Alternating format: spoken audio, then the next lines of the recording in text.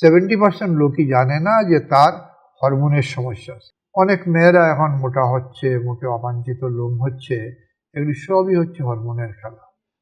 Hormone সম্পর্কে বলা হয় যে আমাদের দেহের প্রায় 50টারও বেশি হরমোন আবিষ্কার করা হয়েছে।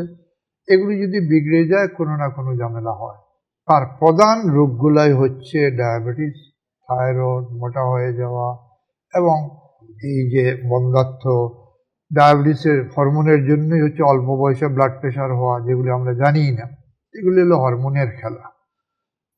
এই হরমোনগুলাকে স্বাভাবিক রাখতে হয়। আমার হরমোন স্বাভাবিক যদি থাকে তাহলে আমার স্বাভাবিক কাজ করবে।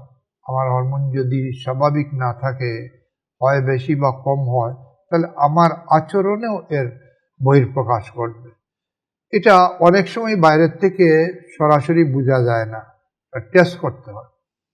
যাদেরই এই জন্যই হরমোন দিবসে আমরা যে লক্ষণগুলা কি সেগুলো হচ্ছে নিচে, এবং আমার হরমোন যাতে ভালো থাকে, যে 10টা উনি বললেন যে এই 10টা নিয়ম মানলে আমার হরমোন ভালো থাকবে, এটা আমাদের পোস্টারে দেওয়া সারা দেশেই। এসএনবি আমাদের ট্রেজারার সাহেব বলছেন যে প্রথম কাজ ছিল মানুষকে এই জিনিসগুলি জানানো, অ্যাওয়ারনেস। এটা মানুষকে, ডাক্তারকে, প্ল্যানারদেরকে জানানো যে হরমোনকে যদি আমরা হিসাব করে বলি যে বাংলাদেশের টোটাল জনসংখ্যার 50%-এরও বেশি কোনো না কোনো হরমোন রোগে ভুগতেছে, কেউ একাধিক হরমোন রোগে ভুগতেছে, কিন্তু এর 70% লোকই জানে না যে সে হরমোনে ভুগতেছে। যেমন ডায়াবেটিক রোগী 50% জানে না তার ডায়াবেটিস, ওটাও হরমোনের।